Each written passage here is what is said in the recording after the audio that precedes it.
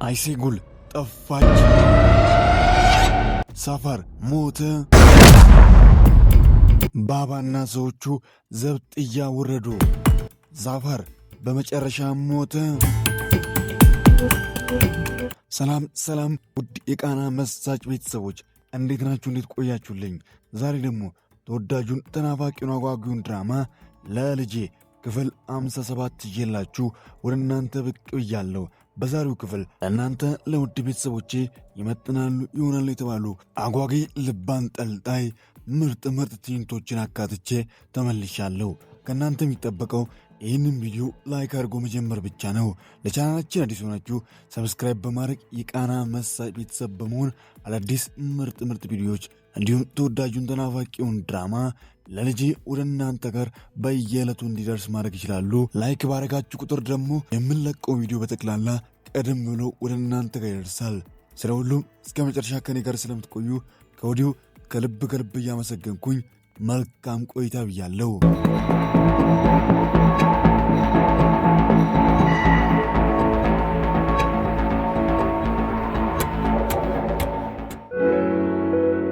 ፓይራዝ በመጨረሻ የፖሊስ አባል መሆኑ መረጃ ለመውሰድ እየሰለለ እንደነበረ ሁሉም ነገር ይጋለጥበታል። አይሴጉል ይህንን ነገር ስታቅ ልቧ ክፉኛ አዝኖ ሁሉም ነገር በቃኝ፣ ከዚህ በኋላ ከፓይራዝም ከዚህ ሀገር ጋርም ያለኝ ነገር ይበቃኛል ብላ ሻንጧን ሸክፋ ከሀገር ለመውጣት ወስናለች። ባባና ሰዎችን ፖሊሶች ማስረጃ አግኝተናል ብሎ ሁሉንም አንድ በአንድ በካቴና አስሮ እስር ቤት አስገብቷቸዋል። ባባ ምንም እንኳን እስር ቤት ቢገባም እንቅልፍ አሳጥቶት ለሁሉም ነገር ችግር የሆነበትን ዛፋርን ወዳጁ እስማኤል ይገልለታል። አይሴጉል ልቧ እንደነማ ሻንጧን ሸክፋ ታክሲ ውስጥ ገብታ ወደ ኤርፖርት እያመራች ነው። በዚህ አጋጣሚ ደግሞ ፓይራዝ ደጋግሞ ስልክ ወደ እሷ ጋር ይደውላል። አይሴጉል አታነሳም።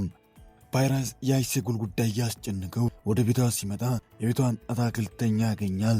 ሰላም አይሴጉል ቤት ነች? አይሴጉል ሄዳለች ስትለኝ ወዴት ነው ሄደችው? አልነገረችም? አይሴጉል እኮ ከሀገር ልትወጣ ነው። ሻንጣውን ሸክፋ ወደ ኤርፖርት እየሄደች ነው። ምንድን ነው የምትለኝ? አታረገውም አይሴጉል፣ አታረጊውም። እባክሽን ስልኩን አንሺ፣ እባክሽን አይሴጉል ስልኩን አንሺ። ፓይራዝ አሁንም ደጋግሞ አይሴጉል ስልክ ላይ ይደውላል። እሷ ግን አታነሳም። አይሴጉል ወደ ኤርፖርት ደርሳለች። ወደ ውስጥ እየገባች ነው። እነ ባባ ላይ የመጀመሪያ ውሳኔ ሊወሰን ፍርድ ቤት ቆመዋል። ዳኛውም ክሱን አንብቦ ውሳኔውን ይወስንባቸዋል። አይሴጉል የመነሻዋ ሰዓት እስኪደርስ እየተጠባበቀች እያለ ፓይራዝ በደመና ነፋስ እየበረረ ኤርፖርት ይደርሳል። ኤርፖርቱን ሙሉ ሲያፈላልጋት ቆይቶ በመጨረሻም አይሴጉልን በርቀት ያያታል። አይሴጉል፣ አቤት ልጄ፣ ደህና ነህ? ምንም አታስብ ልጄ፣ በጣም ደህና ነው። ማን አንተ? እስማኤል ካርቡል እባላለሁ። የባባ ወዳጅ ነኝ። የልጄ እናት እንዲሁም አያቶቹ ከእኛ ጋር ናቸው። አሁን የምልህን ነገር ካላደረግ ከባድ ችግር ውስጥ ትገባለህ። በል አሁን የጀመርከውን ነገር ጥለህ በፍጥነት ወደምትባልበት ቦታ ትመጣለህ። ሁለተኛ ሰዎች አንተን የተከታተሉ በርቀት እያዩ ነው። ከእነሱ ጋር ወደዚህ ትመጣለህ። እሺ፣ መጀመሪያ ልጅን ወይም እናቱን ማናገር ፈልጋለሁ። ፓይራዝ እባክን ከዚህ ወሰደን። አባዬ ደረስልን እባክና አባዬ። የምልህን አዳምጥ። የጀመርከውን የማይረባ ስራ ጥለህ በፍጥነት ከእኛ ሰዎች ጋር ወደዚህ ትመጣለህ። አለበለዚያ የልጅና የሚስትን ድምፅ ደግመህ ልትሰማ አትችልም። በል አሁኑን በፍጥነት ና። አይሴጉል የፓይራዝን ስልክ እያየች ስለ እሱ እያብሰለሰለች እስኪ ሐሳቤን ካስቀየርም ያስቀየር ብላ ወደ ፓይራዝ ጋር ትደውላለች። አቶ ፓይራዝ አሁን ከእኛ ጋር መሄድ ይኖርባል። ፓይራዝ የአይሴጉልን ስልክ እያየ እሷን እያየ አንድ ለልጁ ነፍስ ብሎ ልቡ እየደማ እያዘነ ጥሏት ይሄዳል። ነባባ የመጀመሪያ ውሳኔ በፍርድ ቤት ተወስኖባቸዋል። ያም እስር ቤት እንዲቆዩ የሚል ነበር። ሁሉም በአንድ መኪና ውስጥ ተጭኖ ወደ እስር ቤት እያመሩ ድንገት ወደ አንድ ጫካ ውስጥ ሲገቡ መኪናውን ሲነዳ የነበረው ሹፌር መንገዱን ቀይሮ አጅቧቸው የነበሩ ፖሊሶችን ይሸውዳሉ። ወዴት እየሄድን ነው? ሹፌር ሰውዬ ወዴት እየወሰድክ ነው? ሹፌር ለምንድን ነው መንገዱ? ሰውዬ ወዴት እየወሰድክ ነው? አቁሙ ብዬሃለሁ። ሹፌሩ ለጥያቄያቸው መልስም ሳይሰጥ እነሱን ያጀዋቸው የነበረው መኪና ሸውዶ እሱ በሌላ መንገድ ያመራል። ፓይራዝ እንደተባለው ከሰዎች ጋር ታጅበው ወደ ተባለበት ቦታ መጥቷል። ደህና ነህ ልጄ? ደህና ነኝ አባዬ፣ ግን በጣም ፈርቻለሁ። እባክህን ከዚህ ውሰደኝ፣ በጣም ፈርቻለሁ። አትፍራ ልጄ፣ ምንም አትሆንም፣ ደህና ነህ። ሁሉም ነገር ሰላም ነው። ከዚህ እንሄዳለን አሁን። በትክክል ምንም አትፍራ፣ ሁሉም ነገር ሰላም ነው። መጀመሪያ ግን ሁሉም ወጥተው እኔና አንተ ለብቻችን ማውራት ያለብን ይመስለኛል። ልባባን የያዘው መኪና ሹፌር በጫካ ውስጥ እያቆራረጠ አንድ ቦታ ላይ መኪናውን ያቆማል። በርከት ያሉ መሳሪያ የታጠቁ ሰዎች መኪናው ፊት ለፊት ሲጠባበቋቸው ነበር። ምንድነው ነገሩ? ማናችሁ እናንተ? ባህር ባባ፣ የእኛ የሆነውን ነገር ወስደህብናል። ምንድነው እሱ? የእኛ የሆነውን ወሳኙን ማስረጃ ወስደሃል። ያንን ደግሞ እንድትመልስልን እንፈልጋለን። ወዳጄ ባህር ባባ አንተን አምኖ ነበር። ልቡንም በሩንም ከፍቶ ቤቱ አስገብቶ ሚስጥሩን ገልጦልህ ነበር። አንተ ግን ከዳው፣ እስር ቤት እንዲወርድ አደረግከው። እኔ ባህር ባባን አልከዳሁትም። አሁንም ቢሆን ከእስር ቤት የሚወጣበት እቅድ አለኝ። ሌላ አማራጭ አለን። ዝም በል፣ አፍን ዝጋ። እስከ ዛሬ ባህር ባባን በዚህ ምላስ ስታታልል ቆይታል። እኔን ግን አስሸውደኝም። ከዚህ በኋላ ላደረግከው ነገር ሁሉ ዋጋ አስከፍልሃለሁ። ሰውዬ ሲጀምር አንተ ማነህ? ባባን በትክክል አናግረው። ዝም በል። ሳፋር ደህና ነህ? ሳፋር እግሬን። በዚች አጋጣሚ እነ ባባን እያጀቡ የነበሩ ፖሊሶች ቦታው ላይ ደርሶ ከሰዎቹ ጋር ከባድ ተኩስ ይፈጥራሉ። ሁሉም መሯሯጥ ይጀምራሉ። እነ ባባም አጋጣሚውን ተጠቅሞ ለማምለጥ ይሞክራሉ። ሳፋር በተሰበረው እግር እያነከሰ ለመሮጥ እየሞከረ ነው። ፖሊሶችና በሰዎቹ መካከል ከባድ የተኩስ ልውውጥ እየተደረገ ነው። በዚህ ሁኔታ ከዚህ ጫካ ልንወጣ አንችልም። ሳፋር ምን እያልክ ነው? ና እንሂድ። አንድ ሰው እነዚህን ሰዎች ማስቆም ይኖርባቸዋል። ወደ እናንተ እንዳይከተሉ እኔ ያደርጋለሁ። እናንተ ከዚህ ጫካ ውጡ፣ ሂዱ። ሳፋር ቀሉን ተውና ና እንሂድ። እየቀለድኩ አይደለም። እኔ እዚህ ይሆናለሁ። ምንም አታስቡ፣ ደርስባችኋል። ሂዱ፣ እናንተ ሂዱ። ሳፋር የማይረባ ነገር አትናገር። ከወጣን ከዚህ ጫካ አብረን ነው የምንወጣው እና አብረን ነው የምንሄደው። ዳምጦኝ፣ ከዚህ አብረን መውጣት አንችልም። በቃ አንድ ሰው ማስቆም ይኖርባችኋል። እኔ ምንም አልሆንም፣ እደርስባችኋለሁ። ሂዱ፣ በቃ ሂዱ ብያለሁ።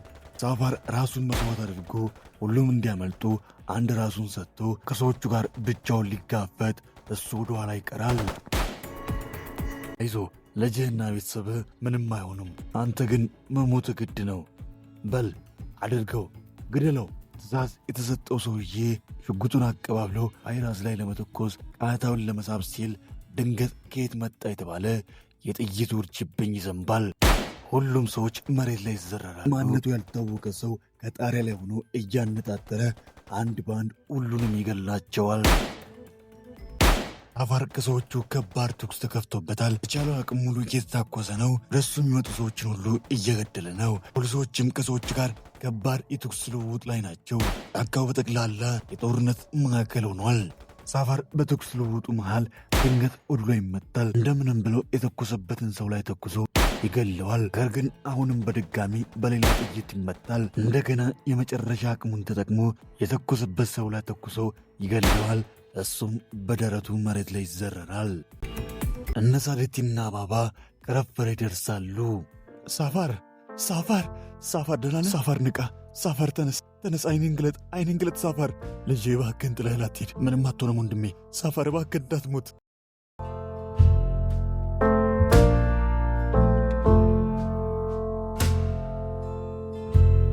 አልሞ ተኳሹ ቤት ውስጥ የነበሩ ሰዎችን አንድ በአንድ በሙሉ እያነጣጠረ ተኩሶ እየገደለ ነው።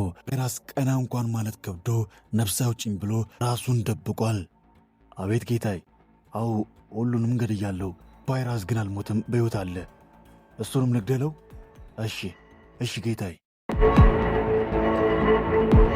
ውድ የቃና መሳጭ ቤተሰቦች ለዛሬ ያሰናዳውላችሁ ልጄ ተወዳጁ ድራማ ክፍል 57 ይህንን ይመስል ነበር። እንዴት ነበር? ሐሳብ አስተያየቱን ያስቀምጡ።